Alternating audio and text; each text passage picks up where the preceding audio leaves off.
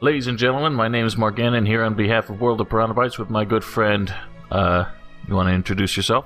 Hello, I am Maladik, and I am a moderator on World of ELEX forums, and also an admin of the YouTube page and Facebook page.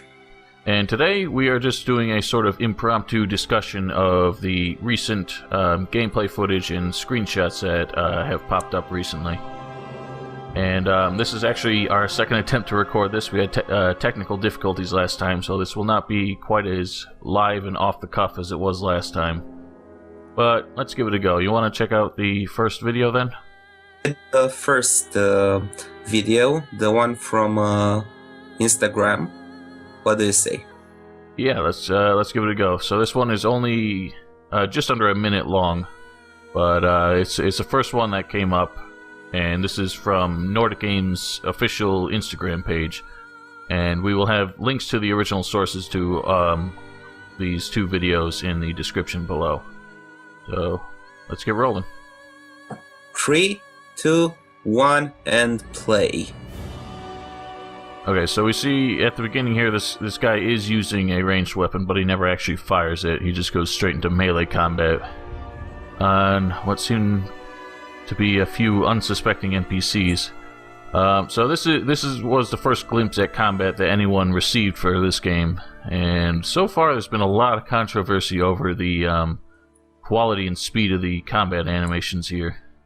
Yes, they seem a little unpolished, and I see just a little bit of the Risen 3 combat system. Yeah, I think I mean it's pretty typical combat system for games these days, in my opinion, but hopefully they can add a more Risen 1 dynamic to it, so it's not quite as frustrating. Still, that jetpack looks amazing. You can explore and explore and explore and use it to get out of sticky situations all the time, and it might be the greatest bonus this game brings. Yeah, it's gonna add a quite curious dimension to it, I think. It does seem pretty short-lived. There's a short frame there. You can actually see the fuel meter on the character's back when it fires off, but it's definitely going to add some new elements to exploration and probably even combat tactics once they sort it out. But from what Jenny said on the forums, it sounds like a lot of other NPCs are going to have access to the jetpack as well, so it's possible we might have some jetpack chase scenes going on in this game, which could be pretty interesting. Also, jetpack melee. Imagine fighting with swords mid-fight. That would be an amazing development. We didn't get to see any of that in this video, but hopefully that's something that we can take part in once the game is released. It sounds like that's the plan, so we'll see what kind of aerial maneuvers we can pull off in combat. Still, from this short video, what do you think about the level design? Hard to tell here. This just looks like a sort of an entryway to one of the faction's settlements. So it's pretty straightforward here. It looks a lot like, actually, I'd say the Kila natives in Risen 3. The way they kind of just have scaffolding and bridges going across a bunch of different landmarks, as it were. What I always liked about Piranha Bytes is that they have an amazing sense of level design. You never actually feel like you leave the real world. It's a profound sense of immersion, and this game seems to fit the formula. The only exception was Risen 3, of course, with all those islands. But except that, I loved it. That's true of Risen 2 as well. It was just a bit of a design flaw, I think, going on, but it seems like they've gotten that worked out. We can discuss that a bit more when we're looking at the screenshots, which actually show a lot more of the terrain. But overall, the impression I get of player versus player combat seems like there's going to be a few familiar techniques and a few new ones to experiment with here. We'll just have to see how the AI really works out in the end. Of course. All right, you done with this one? You want to move on to the next one? Sure. Okay. Feel free to count down. All right. So this one comes from, what's the website called? Video? Vidéo. Okay, yeah, I'm terrible at speaking French. So yeah, this was from a French website, and it's a bit of a report on the ELEX presentation at PAX East this weekend, and it shows a lot more gameplay video than the last one. And let's get it rolling, shall we? On 3, 2, 1. So don't worry, this fellow here doesn't stay on the screen for very long. But look at him, how happy he is. Yeah, he seems quite excited to be there. But I wonder he'd be a bad reporter if he showed no enthusiasm. Yeah, I wonder if it's about ELEX or the other games. Yeah. Here we get a glimpse at somewhat of a snapper-like creature. But, it looks like a snapper mated with a xenomorph. Yeah, something like that. So, the AI does not seem too on point with that creature there, but what we did see, I think, is how the stamina bar plays into the combat here, because we saw at some points the player ran out of stamina pretty quickly, and it seemed like he had no choice but to eat a couple hits because he couldn't roll out of the way. He didn't have the stamina for it. How did you feel about the first Risen combat system? It was probably the best they've come up with so far. It was simple, it was straightforward, you were very involved in it though. The only flaw it really had, I'd say, is the automatic lock-on. So if they had done away with that while adding a few of the new tricks that they've come up with in the meantime. Dirty tricks. Yeah, the dirty tricks, but also casting spells from the quick bar, for example. That could all work out to probably one of the more dynamic and controlled combat systems that we've seen in the game so far. So here is a bit of dialogue for some reason, and I just realized that guy's name is Jorah. That was a merchant from Gothic 2. And also a character from Game of Thrones. Is that right? I don't remember him. Yeah, Jorah Mormont. The old that's guy, right. Yeah, he has an H at by Danny. Yeah, he has an H at the end of his name. That's why I forgot. Now this begs a couple questions. He's talking about this. This is clearly a berserker, one of the faction who have renounced technology entirely, and he made a comment on the what I'm assuming is some kind of like Pip-Boy device on the player's wrist, and you know, it seems that their laws against technology are not as rigid as has been implied so far. So I'm wondering how that's going to play in, especially since no matter which faction you join, you're supposed to have access to the jetpack. Yeah, look at that shiny, shiny, shiny asphalt in the road.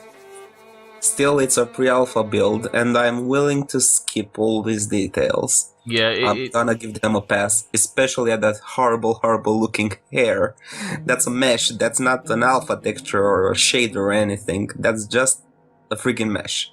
I'm not even sure that's a mesh. I think he just spilled some rubber on his head. Yeah, I think what happened here is just, since it's been so long since the announcement, they knew they had to show us something to keep us interested. So as long as all the mechanics were working properly, you know, they were going to just say, this is all pre-alpha footage, all the assets in the game, you know, at some point may be replaced with higher quality ones. It just seems like, you know, they had to, maybe under pressure from the publisher, they had to display what the work they've done so far. It sounds to me at the RPC, the roleplay convention, next month, as well as Gamescom, we'll probably see a lot of improvements to... Yeah, can't wait that.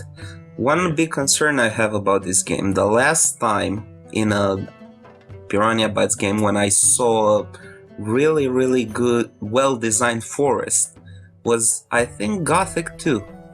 Then they just lost something. They weren't as scary, as menacing as they were before. And I really hope they can correct this in this game. I do too. It's just, in general, I think moving to the larger open maps in the later games, it was just hard to pull off such a dense and intimidating forest. I do think they did a very good job in the first Risen. It's just that most of the forests you encountered were not very big. Yeah, the swamp camp was really, really well made. Yeah, swamp camp and there, like forests on the cliffs above it was actually pretty intimidating, but once you kind of, you know, got a feel for it, you realize how small in general they were. what I noticed is that they used gimmicks in order to give forth some, I don't know how to say this, depth. In Gothic 1 and Gothic 2, they just had that feeling. In Gothic 2, they even had some tint, some green tint when on the screen when you enter the forest. Yeah, there's some kind of filter going on when you got in there. But when they made the transition to the Risen series and to Gothic 3 and so on, if you disabled all the vegetation details, they just felt empty. That's probably a consequence of using the speed tree engine. That's what a lot of games use to build up forests really quickly. It just basically copies. As far as I remember, Gothic 1 had speed tree. Did it? Yeah. I did not know that software was around that long. But what else Gothic 1 did was, if you were far away from the forest, it had kind of like a, I'm not sure what the technical term is. It was like some kind of, it looked like a screen over all the trees, so it made it look like the trees more densely packed. Yeah, it made it generated a mesh which replaced the level of details at a large distance. I mean, it basically looked like wallpaper over all the trees, and but once you got closer, it dissipated, so you actually saw individual trees instead of just like a wall of them. And man, when you were in that forest, you had to run for your life once you met a wolf. or a shadow beast even later. Anyway. So what do you think? Is this going to be a game which is as easy as most games in today's generation, or is this going to be a game which reaches that level of difficulty which Gothic 1 and Gothic 2 had? I don't know if it'll reach Gothic 1 or Gothic 2 levels. A lot of that difficulty was in some way kind of inherent to the somewhat clumsiness of the controls, but also enemies were a lot more aggressive in those games, and we just haven't seen that from them lately. Especially you think of the enemies in Risen 3 who just had a tendency to stand there and take the hits, and it seems like that's what we're seeing here as well. But of course, this is all pre-alpha. I don't think the AI is really finalized yet, so hopefully that's something they work on. And I think a lot of games lately, the biggest problem they've had is that they give you a lot of tricks to, they have a lot of maneuvers available in combat, a lot of different attacks you can do. But the thing is, the AI is so like passive that it really doesn't matter what you do. You're gonna win every time. We've seen that kind of in like The Witcher 3, in any of the Assassin's Creed games. Well, fun fact. The Witcher 3 guys said that they took Gothic 1 and Gothic 2 as a source of inspiration for the game. They didn't have any level scaling for the enemies or anything like that. They just used more powerful enemies to lock out certain areas from the gamer. Which has always been a really good design philosophy from Piranha Bytes, I think. Just a good way to, instead of having like artificial barriers like invisible walls or construction, like even just regular walls, or just like NPCs who say no, you can't go there yet. I remember from Gothic 1, one of my first memories was encountering a scavenger, and somehow I managed to beat it. And I felt so powerful and so strong, and I decided to explore the woods a little bit. Big mistake. Oh yeah, then you run into snappers, you run into orcs here and there. Those snappers looked like scavengers from a distance. You can show the audience some pictures around here. Right. And I remember getting my ass handed to me from the first encounter. One bite and I was dead. I had PTSD for a long time. I didn't dare go near the forest. Yeah, so that's just something they've always had. You could tell when an area was, out of your league, and that's just not something a lot of games do. Usually they just copy and paste the same enemies, and they just scale up with your level, a lot like the Elder Scrolls does. And that's just, to me, that kind of kills the sense of progression in the game. If you can go anywhere from the start and do anything you want, it doesn't feel like you're actually getting anywhere in the game when you level up. Yeah, you really feel the difference when you got a new armor, a new a sword. When you added even 5 learning points to your strength, you felt that difference, and I'm pining to feel that again. So, shall we go to the screenshots and comment on them a little bit? Yep, I think that's a fantastic idea. Okay, so taking a look at this first screenshot here, well, we see confirmation that two-handed weapons are going to be back. It's got the longsword going on there. I don't know if that's a two-handed weapon. I remember in Gothic 1, when you used to hold the one-handed weapon like that before hitting with it, or even before taking the first classes, and learning that a one-handed weapon should be used with only one hand. Yeah, but it could be an indicator that you must learn how to use a one-handed weapon properly before transitioning to a two-handed weapon. Yeah, so I always loved that about the early games, is they made it clear that your character was not a warrior, and you actually had to get somewhere to be the hero that you were trying to be. Yeah, but an interesting fact I just now realized, that guy is holding the sword with his left hand. Do you have lefties? I don't think so. I think since he's got the pommel in his left hand and the blade in his right hand, that's how you always held two-handed weapons in pretty much all the Gothic games, so that gives me the impression that that's a two-handed sword, and that's going to function that way in the game. That makes sense. Yeah. Anyway, this guy's whole getup looks very Mad Max to me, doesn't it? Yeah, it's some rust punk, I think that's the term. Yeah. And it looks amazing. Yeah, especially combined with that bridge, which reminds me of the bridges in Gothic 2, with their guards who ask you for money to cross them. Oh yeah, the highwaymen, or kick the shit out of them. Yeah. Or the guard at the top of Dexter's tower. I wonder if the bridges will again have invisible walls on the sides of them, like they did in Risen 3, which was so annoying. I hated that. I just want to jump and die. If I want to jump and die, let me jump and die. Or let me fall in the water below and swim. But don't put invisible walls in the game. Oh yeah, I think that's just like a problem with a collision. They probably just, for some reason, assumed that nobody would ever try to jump off the bridge. They don't know their fan base. Altogether, I'm trying to figure out which faction this guy would probably be a part of. It could be either the Berserkers or the Bandits. I'm not really sure, but it looks like that's a Berserker village ahead of him that he's going towards right now. It's based on the very medieval appeal to it all. Yeah, it's very reminiscent of the farms in Gothic 2. I love that design. Oh yeah, that was probably my favorite location just aesthetically in Gothic 2. So which are the factions, the different factions that we know of?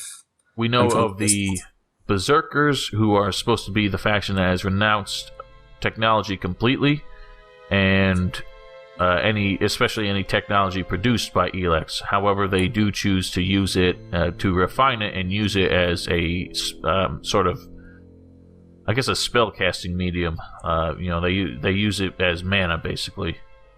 Then there's the clerics, who renounce the consumption of ELEX in any way. They consider it like a drug that's, corrupting humanity, as it were, and instead they choose to refine it and use it in technology in part of their fanatical crusade to dominate the world, basically. And then there's the Bandits, who don't really give a shit about any of that. They're just, a bunch of scavengers and outlaws who... They're basically frat boys, YOLO. Yeah. They don't give a shit. They just want to get paid. And then, of course, there's the Albs, who are, I guess that's short for albino.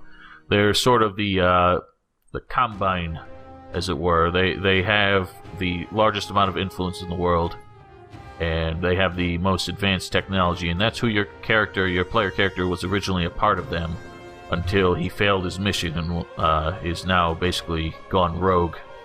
So they are not a faction you can actually join in the game. They're just a central antagonist, I guess. Yeah, what the Piranha Bytes games lacked for some titles now was deep and comprehensive lore. about everything which happened in the world and so on. It doesn't need to be a part of the gameplay, but it's nice not to have to imagine things, or at least not to have to imagine them more than you have to. And that is why Reason 2 and Reason 3 felt so artificial. We waited for explanations for things which were in Reason 1, but we never got them.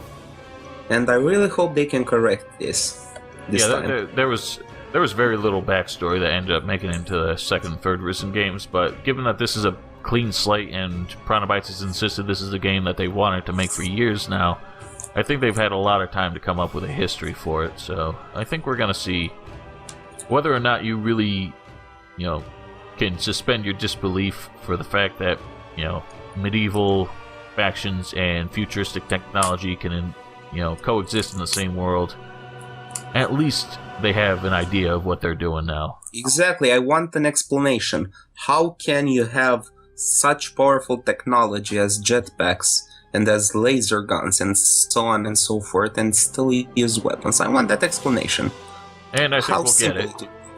Yeah, I hope get an explanation. It's just I think Bjorn said that he had this project pinned down for years and years and years. And yeah, I believe they said this is basically the game they wanted to make since they made the first Risen. It seems they made Risen to kind of get back on their feet after the debacle of Gothic 3, and it just ended up turning into a franchise after that. So they never had the chance to make ELEX, the game that they've always wanted to make.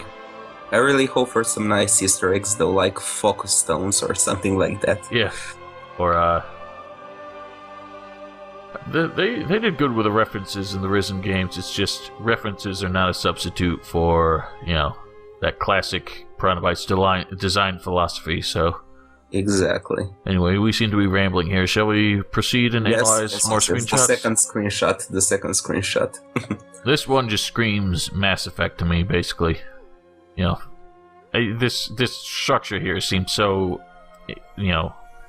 such a intense contrast to, the overgrown, ruined world, and yet there's this, almost pristine, futuristic structure here that I can't even fathom what it might be used for. Exactly, it's classical sci-fi design. Reminds me of Oblivion with Tom Cruise, the movie. And it used this kind of design a lot, which is not necessarily a bad thing, but it kind of put some pressure on them in the story department. Yeah, well, this is just, honestly, it's a very typical sci-fi sort of aesthetic here with like the rounded edges and a lot of bulk to it that it doesn't really need. You see this in Mass Effect, you see it in like XCOM, the recent games. It's made to look like a very alien technology. It just seems very extravagant to me, but it is what it is. It's just part of their motif, I guess. Yeah. But still, those trees look amazing combined with the structure. Yeah, I like how it just kind of stands out, and I think it's going to be pretty interesting. What I do like is that this screenshot here really seems to be emphasizing the vertical exploration offered by the jetpack. So, whereas if this was any of their other games, you would look at this structure and think, okay, well, I can't really do much about that. Now, it's implying that if you use the jetpack properly, you can actually reach the top and probably find some good stuff up there, or even find a new way to get inside. Yeah, I remember when in Gothic 1 you had those mountains and you just wanted to get on top of them, and you had to jump like crazy a few thousand times just from point to point until you reached the top. And then you got to the top and realized that's the end of the world and you just fell over. Yeah. So, what I do like about the existence of the jetpack is it seems to suggest that they are not going to... they're going to put more thought into the natural barriers. Yeah, the natural barriers and where the world really ends. And, you're pretty much going to know where you can and cannot go. Yeah, kudos to them for that. Yeah. Alright, you want to move on to the next one? Yeah, sure. So, I'm not really sure what's going on with this guy's helmet. There's a lot of gadgets attached to it. I'm not sure how we can see through that visor, but this, I'm assuming. Well, my original assumption is that this was part of the bandits' settlement, since we know that they are prone to scavenging raw materials and hardware. But what we do know is that the bandits are localized in the desert map of the desert region of the game. So it's still possible, but it's not really clear here. Yeah, first I thought that was a very meta joke about Oculus Rift, to be honest. Hey, maybe, but maybe. That difference between the two characters is just amazing, and I really want to know where will they go with this story-wise. Will they have a faction of slaves? Will they have a faction of merchants who trade the slaves and so on? But still, poverty versus technology, that has been a motif in creation for thousands of years, and I really want to see where they go with that. Yeah, it'll be interesting to see the disparity between the people who have the power and the people who are just trying to live their lives, I guess. I think Gothic 2 probably had the strongest, I guess, sense of that. You had the farmers who were struggling to survive, and you had all the fat merchants in the upper quarter just, waltzing about, going about their day like nothing's even happening. But this is going to be a totally different setting from that. But I think some of the same, kind of principles will probably still be here. Yeah. All right, well, that's really great. Yeah, I'm not really sure what else to say about this one. It just looks like a scrapyard of some kind, but it does beg the question. It seems like no, I lost my train of thought there, so I'm going to say something else. I saw in the question and answer thread, someone asked, Jenny straight up, like, how do you explain the fact that, like, there's all this new technology, but nobody seems to be using the cars and the roads that are still available? And her answer was basically, you see how ruined everything is. None of it's really usable, and yet you see how all this new technology is available to them. So basically, why would we fix the roads and why would we use the cars if we have jetpacks and teleporters available to us? It's just a waste of time. Yeah, exactly. Plus a fact which is less known and yet ignored in all movies is the fact that gasoline spoils. After a few years of standing in a pit or in a car in the tank, it won't be usable anymore. So it makes sense that if they stopped digging for petrol and transforming it into gas, well then cars won't be usable anymore, even if you fix them. And it's probably at this point, given that the ELEX substance itself is universally used as probably a fuel source for all the new technology, it's easier to just create new modes of transport that rely on that rather than trying to retrofit old, like, junk vehicles to run on ELEX instead of gasoline. Exactly. Vertical exploration for the win, as they keep saying. They really like this phrasing, vertical exploration. Well, it's gonna be nice to take part in that. So this next screenshot doesn't show a whole lot. It's just a very, very friendly, adorable-looking lizard guy.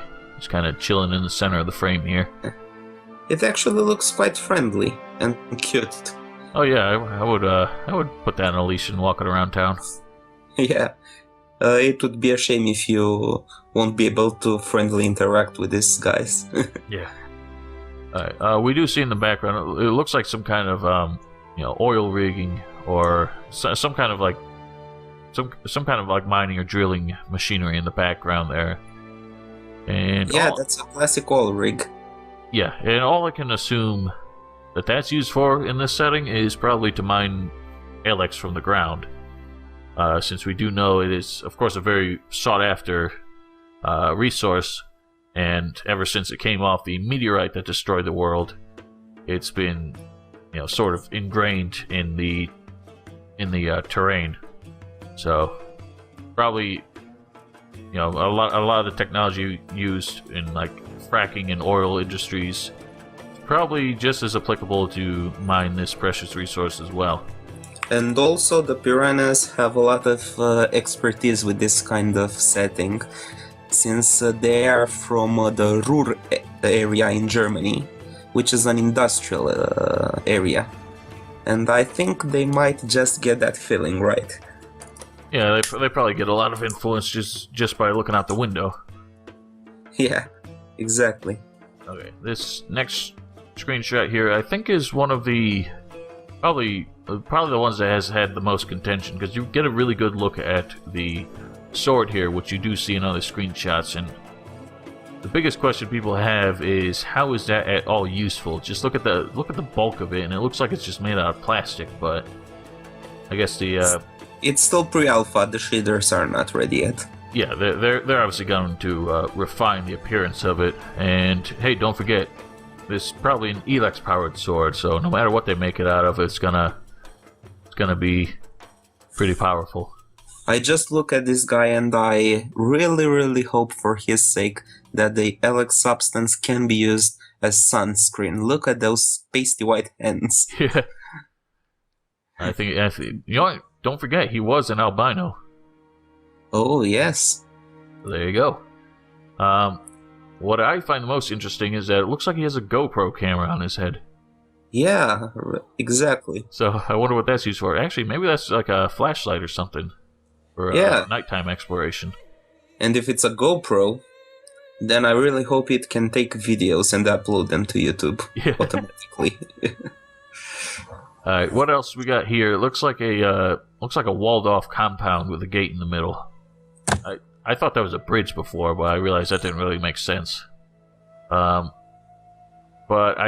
another screenshot I think shows actually part of the interior of that. So you see a lot of trees back there, and I think there's a lake in there too. So I wonder what exactly that wall is defending. Also, it looks very reminiscent of Jurassic Park. Remember the T-Rex enclosure with those cables?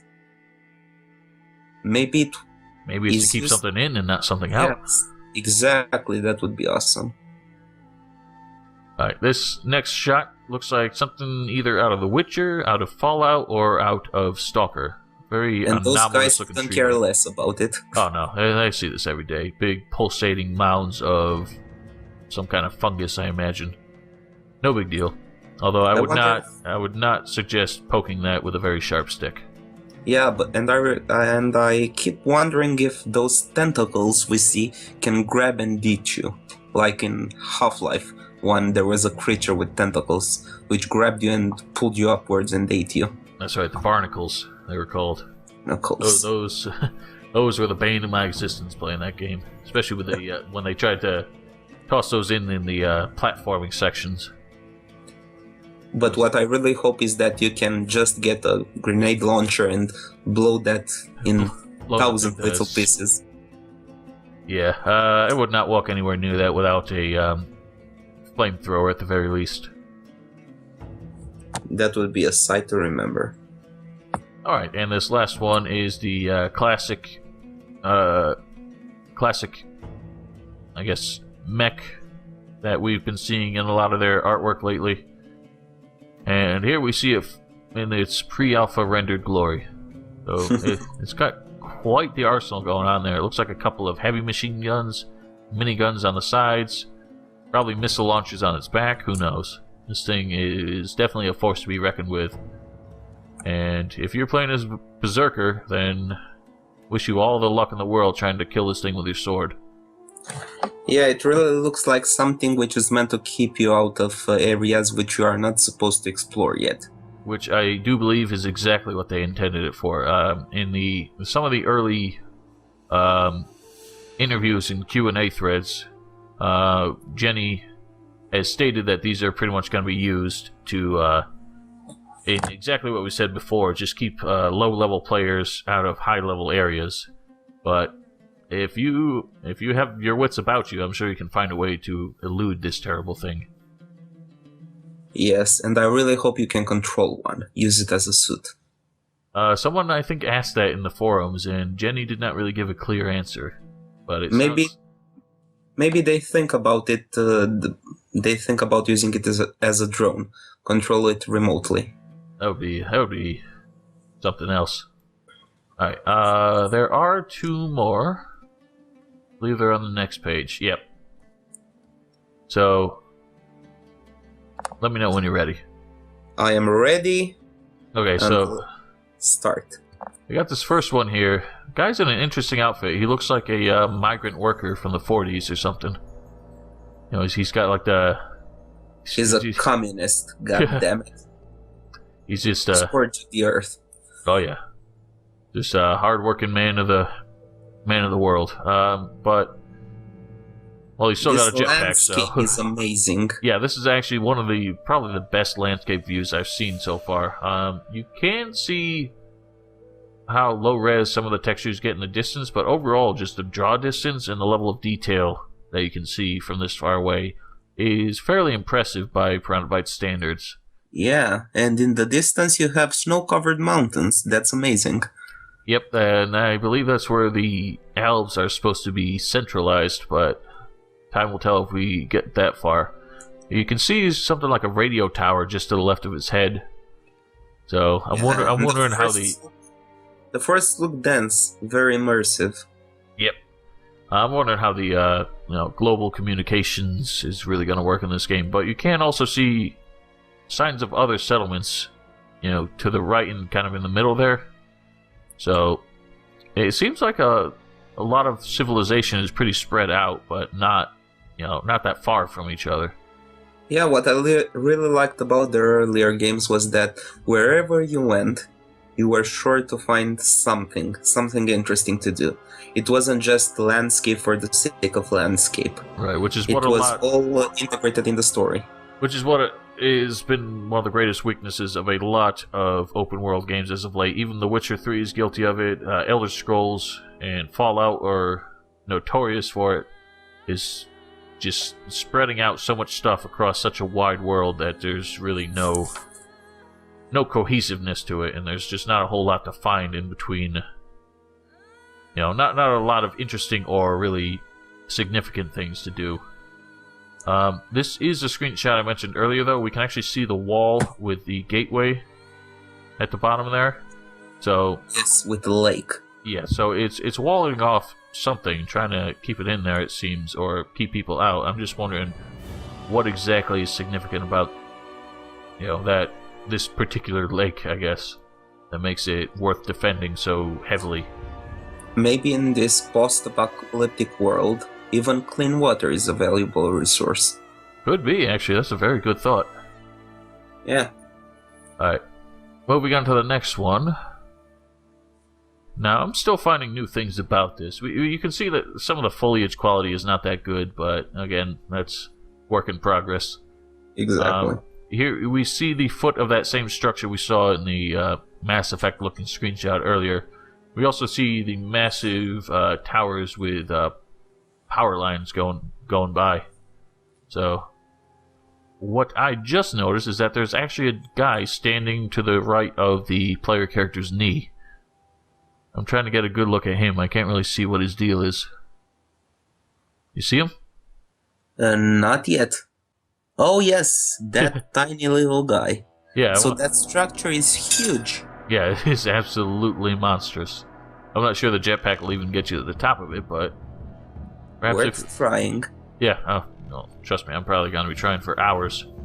Other than that, I guess there's not really much to see here. It seems that it is also in that walled-off compound with a lake, based on the wall going around there. Yes, it really feels like a personal project. I always felt that Reason 2, when it came out, it was meant to cash in on the success of the Pirates of the Caribbean series. And this really feels like a personal project, and we can have the best expectations for it. I do believe so. It might be a little exotic and almost silly in a lot of ways, just with the setting that they've come up with, but I think it's going to be... I think there's going to be a lot of passion behind it at the very least, and we will definitely be able to feel the difference in the design philosophy between this and the later Risen games, so I'm excited. Yeah, Piranha Bytes created amazing games. Gothic 1, Gothic 2, Reason 1. And they also disappointed. Gothic 3, Reason 2, Reason 3. And yet, despite the anterior game being a success or a failure, I always got hyped up. And I always kept my fingers crossed for the success of the next game. I really am a fanboy, what can I say? Well, I'm keeping an open mind at the very least, so I think we are going to see something fantastic out of this game. It might not be the game changer that they're looking for, but I think it'll be something to remember nonetheless.